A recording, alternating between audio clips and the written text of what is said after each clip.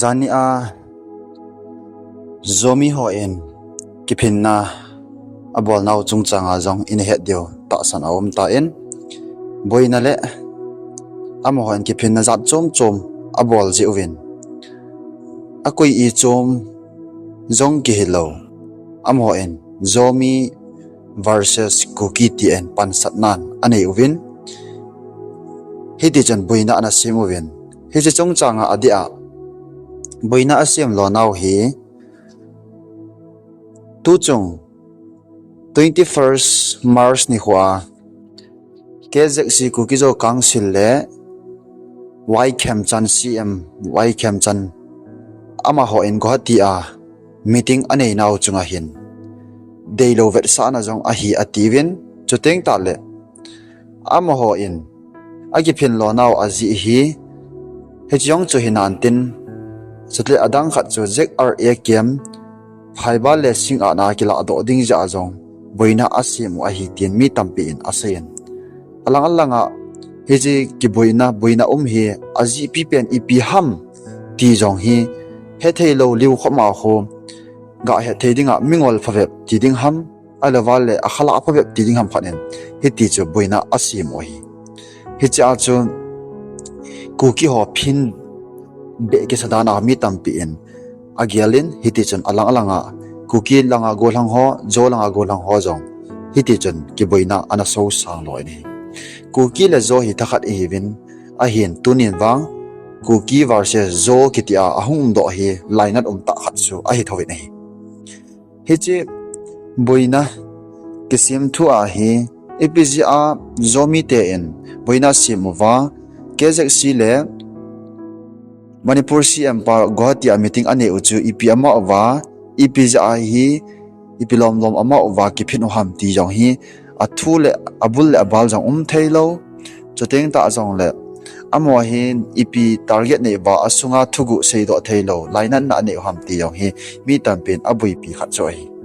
ai le he chi chung changa boina ji na hin zomi ho in amo village langa boina sim ji win kuki ho na sata gen thei na jong atolo vin hi lampi ka ahong ho gari a jep sit pi jong awmin mi ho akichat sa nu mei chapang tampi akichat sa heti a chu kuki ativa eng bol na ailawa le heti a chu mu se na tampi jong hi ana tolo hiding da na hin he chu chung changa hi mi tampi gen thei ho omin choteng ta gari yang ki jep sin hi chola chun Bible student mi phabep jong chun lamtin na anane vin hi athu ki za danin he che Bible student ho hi Bible lamka sunga munchom cha hi hung ki khom wa azilo Saturday Sunday ho hi amo hin holiday amu wa he chu chung chona yong chu apalung ke ya hi po do theilawa hostela umji a hi je wa chun he chi suti kilem chang a hla so nom lo je wa chu ki hoi la to go ma weekend akela wa hiti achu song pi lang ho kha poi dam kha poi hoi la pa kha poi ti achu ki hoi lao hin ahong kle lang o ni hla lang pung li don vel dinga hi hi cha chu analamtin oi lam le na chu zomi hon boina ana sim oi hi chu chung chona Bible student ho chun a sei thim wawin poiman a he thim ta po in a hi le mi kon khadang chu a hla do tho win am ho jong chun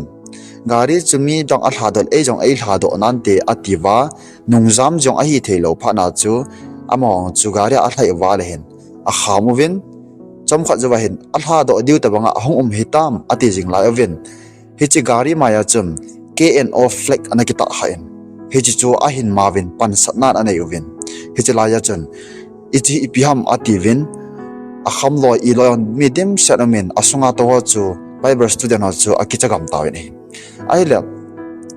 hechi KNO Flag hoyang chu a khol ha wal a khol ha zo powin aje chu sticker chu det tan heading hidan hin mol ho powa hi alo song ho powa a god wa hiti chu a god tha tho go ro azo na hin azo lo hil phat wa chu ahong so lang thima chu gari se na chong kin e wa song tum mol tum powa an che wa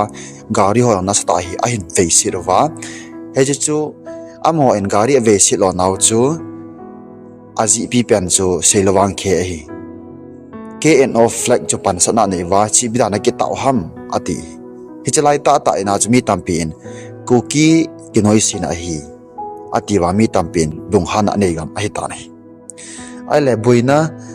dan le thil chi dan thil su dan ho chu he chu nyau khat ega ta la a hi en ai le he chu chung changa he adia pu mun zomin ama en ana seina ajong chun hichi pumun zojong hi interview bola lam kai hoto YouTube mami pivet dingai flash bola ta mi to ki hoji a hin he sao hin ama jong hin asai na chon namlam kai ke je si Guwahati muna ga chi ho hi ipi kithulu na CM pa to ne wa nampi dam na dingham nampi sit na dingham EPS ai do wa ipi thulom lam kho ham ti chung chang jong hi interview ti dam alole ki ho limpi na anei gut a hi in a hin pumonin asai danin lamka hang khat cha tip do zo hi povin koi macha kheu pi the a hi poi ati na hi tu chan gya hi thu ki za dan him ke je silam kai ho him siteng ta le meeting aga nei na wa epham CM pa to he chi a kheu naw thudu hi mi pi adenga ipi apha chop ma ipi hi ding ham ti cha tu chan gya hin I macha hi su aki bol nai poi nei ahin eho dinga hi wang phat pi a thil hung thong ding ham elewal iwang si da diu ham ti yong hi mi tampin abui pi lai ta hi ni hi chu chung changa hen adia so pi el haukip kuki zong nam ngai lu el haukipin ama en ana seina achon ama san nam pi lam kai kuki zo mi pi te kine pi jing ke jak si lam kai ho na bonon kazana salam kain pi ve atin he nisim 21st March Manipur CM Vai Kem Chan Thusole ngai chan adung zo yen boi ta le gim ta in Guwahati a meeting ding in naga kal song tawin hi chu chung chang hi nammi pi ten ipi thu a hunging de o ala wale ipi thu a ki za de I tabang kinop to na agreement a hin chi la pi de vem tin deep le lai ki to pomen anaki gal do na hi ki paum ta mai jin meeting ended without agreement ya thusu ahong ki moin mi pi hai hu ahong nem la dom tan a hi ati nei hi chi ki zai se ma bang wa meeting agane hi ended without agreement ti a ke a hin la jin khonung ting le jing na thai le adang dang jong hong ke nan tin tu chan gya hi chi chu ai le iso be pau ama in hichi chung changa el hau kimin aman asai be na chun meeting result le na standpoint chung changwa pana hin pa chana sang ta kai nei ai la kingol hil na jong hilowin Manipur government hin ikim athil gon ho hi to restore normalcy in the state hi a hi jinge ti na su melo helding ai kuki zo mi pi te taw na jong ai meeting chu resolution lo be a ki khen hejong le Central Government of India heading the first step and essential to restore peace and normalcy in Manipur state between two communities ahong hi kha ding hi aphat mo na hong hi ding ham ti hi dip cha na kha cho hi ai chu the beginning towards peace in the state ti hi tu su uchi dan hlang pi a hi ta nei hesi meeting chung changa Manipur CMin thupi ta asai do chu forgive and forget the past ti thu chang ai he chu chung chang thu do la hin ngai dan neu khat au min hi he chu thu chang te ni hi forgive ki ti hi thil ha sa ta hi jong le Christian community khat hi na jala chu do thei jing ti a hi en hin la forget the past ki ti wang hi leim him I sung wa thil ha sa bo hi lovin thil hi thei lo impossible a hi bo ve aji chu hi chi gala meitei ten ei bol naw le ei tha dan ho ei noi si dan ho hi ifang to si mobwa nei loading ala wala su men loading ai ta nei forgive but not forget kiti chu meitei la ku ki zo ki ka hi me am pon si a ki chun kiti chu hong hiding ai ta ati nei me am pon si a ki chun chu phar khat le amei ko nga hong ka do tho ki ding hi chini khoteng chu le gal le tol I tho diu chu worse than 2023 hong hiding ai ti isu men lo diu ka de ni chule first step a ta le next step ding het sa hitan a hin gon na lai ding a hi I pass ule I feel charo vejing pomin present gal bol kit na phaham alo wala phat lo gal bol wa phaham ti jo hi phate ke cha igyal de wa hi phate chen decision hen lawen ti hin kai nge no wa hi achainan kuki zo nam pi ngai lu na gilta in nei ma puijing ka ke pa ve ti hi el hau kimin ama en a hin sei a chu ting ta zong le lt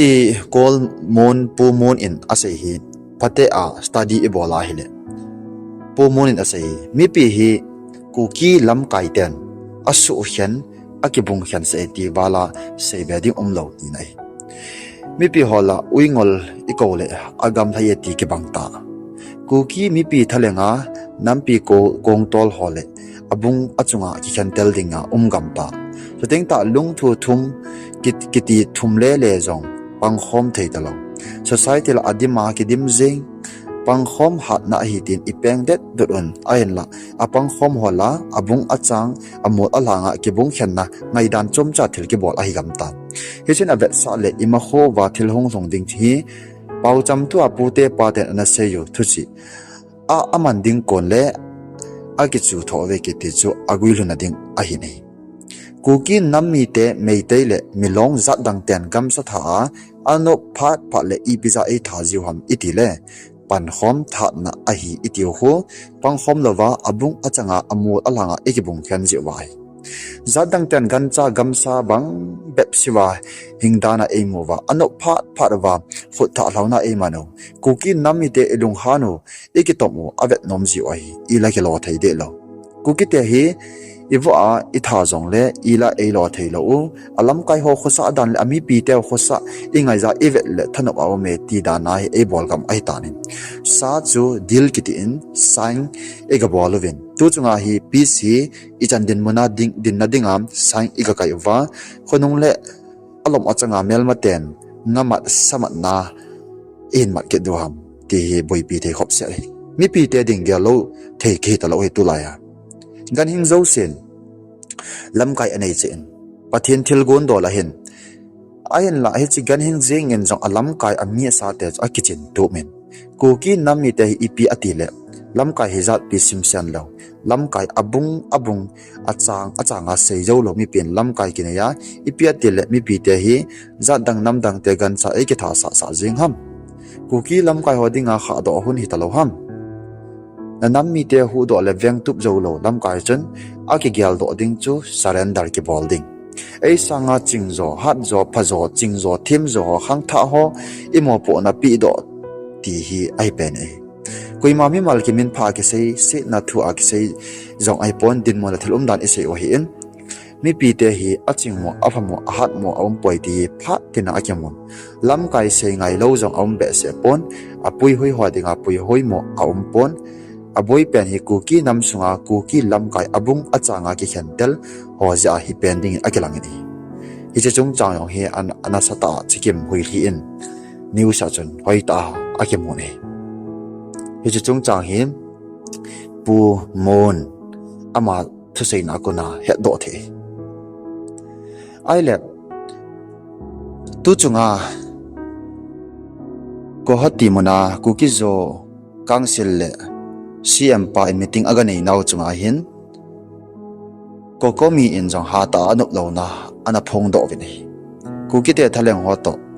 chief minister jumnam khen chamin Guwahati mona khona aneya in la agreement bang khat cha lo hi ta jong la hi chi khona abol hi adi thailo dan kokomi manipul sunga kokomi meitei sunga kokomi hon in jong dem na le alung nup lo na aphong do vi nei chuting ta jong le tu a circle hin official lekha so do na khatna chon CM tha hiam chan jum namin kuki zo council kiti organization hich a member ho ta khat ve ki mu to pi inge Guwahati a hon tin a sei ni kuki zo council hi and biren sing circle chon hitabang organization hi manipula poi circle in head pi na zo akinei poi amon base abol na lam ka kiti district jong hi aw poitin le kha so da in kitchen sela ana phondo sai ta ne manipul daudala gam sung su ke ding ngai to alo gong ho lo hi circle thain ipitinga ahung na diwa ko na bol ham mi dang alo le mi zomin asiam organization hoi het pia lut sa om na ding mon pi na ding to gon hi gam sung mi e ho inup na diu lo hi hi chai hon hi ti ai thip chana ibe jing diu hi tam ti in manipul sunga lam kai ho alung han na aphung do bine chuting ta yong le ai ho tu chung kuki zo lam kai ho meeting aga nei na wa zong mi tampi nampi sunga mi pi te in alai nat na ti ding ham khonong tingal akichat pen uchu lam kai ho hi meeting aga chi dio chamna thua ki sei po hin ti dio ai wanga kinuk to na agreement khat agu a hin bolwa suma hin kila dio nami pi ko ma jo jawa hin lap ki dio device siam akila akon tabang uwa chu a hin bol ki tho tho dio rest assured wait and watch only time will tear ti hi mi tam pen to a hi kuki zo lam kai ho tu chung aga chi na wa hi again chat ule mi tam pi ake chat na pen chu a hi ta ne lam kai ho na hin lap kha dio ham ake lol naw zo zo mi pi hin lungmon dio ham amon agwa sumane dio ham tu chan ya hi mi tam pi ti a hi ki gyal hi eo ki kalam kai ki ta san to na om ta lo chula a hin kuki zo kang se lam kai ni ho win kha ve tengal apha a hoi a si he jong le thu so hin bol na wen tin tu chan ge awang chi ma cha thei be ase nai lo hi chuting ta le heading khat chu CM Khemchan hi Chief Minister of Manipur State a hi ja BJP government a hi ja boilo hela central government ta ki thoa 27 election ka asim do hi central government BJP to ogona kona Manipur government sim do kit dinga central government BJP na to sana abol do hi mi athi ho meite ku ki sanga chu sum izat pi di hi jong le okay ati dio aji chu BJP party government in India awai po hi BJP government ki peya Manipur siam chu tun do dibo a focus number 1 hi 27 election ka a hi Indian sunga Manipur akitu ma government asim do lo lew India country BJP government party vai po chu hiladinga umding court in jong BJP government in boina aso thip zo poi ta hi arul dung ja chu apo lo ringa umai hizia BJP government party in Indian avai po lai a hizia Manipur government BJP atosana asim do hi avot manluta BJP government chu Manipur government BJP asot dingai Manipur government CM tundo a hi ta ja chu BJP party government India chu khat vedia India sunga boina len pena ki he conflict kitol thana state chu PR jong ala da o ahin masanga bang in Manipur chu asim do ge tai tina jong ahi to ahi Manipur government CM kitun do chu Manipur sunga boina kitle BJP government CM in asu tip ding chu Manipur CM mo po a akoi ahi hi chi a chu central government in Tangkhul versus Kuki ki boina kitja Modi le MHC party BJP in CM pa thu api wa ai thading lam pi holin lang Kuki te chu khau pin ati hi china hi tu a hi CM pa wai khem jan politics hung tam di ai ina Kuki te lam ka tam pita in khau pi di Tangkhul le Kuki chu demand nei sa ada dim ala wala sa del a hi ja chum ki phin thei ki kap to na jong hi thei ai ta ja chu BJP government center ai Manipur government BJP asu thip lo le 27 election BJP dinga poi dinga om government sim kit ding party government pochen Indian sunga boino anei lo ngai Congress party into a hi apaw me pi chu BJP party government India apo sunga violence boinangen su thip zo a hit poi ti ho pan sana nei gam atai boino Indian sunga asu thip zo lo gam aw ma le amo dinga hi BJP dinga hi ra na thai tampi dingai e chung changa hen tuni khon gyalo ten igam inam sungwa imazo si hi ibe na le hen lamkai CSO lamkai politician leader thingnoi leader hausa church leader hobung lamkai ho na hi atam zo ki ngam jin aki gyalen aki mone sa with UT demand imuna diule imulo na diu lamkai amo khona ki ngai aji chu amo hi gamle nam representative ahi bene chule government to housing na ki moto jing zo amo ai gamle nam administration jong a hoile asit amo khona ki ngamai gam le nam khan to ma chal na development hi han pha sam na hi zon amo za le amo chunga kinga hi gal zo na ding hi han lal na ding hi zon le amo chunga kinga hi settlement ahoi lo adi lo zo amo chunga kinga ya chuteng ta pathin thulama i ha na diu le i tha sam na diu zon lam ka khona kinga hi he china hi lam kai hoin imo pona ale ne ti he diu chuteng ta ima zo si hi lo le na dinga hi pathin le lam kai jina zong a hi ti hi mi pin zong he ta be na in chi za hi lam kai ho zong hi zana pi a to so jing ding yong hi ekitip nom naw hi tu chung adi a zomi te en ki phinna anei naw chung changa hi nyaw khat holim na ine hi chan chen ten anga yo si pathina bo hilang kuki society sunga thagau lam ta sama khan to na jing ta hen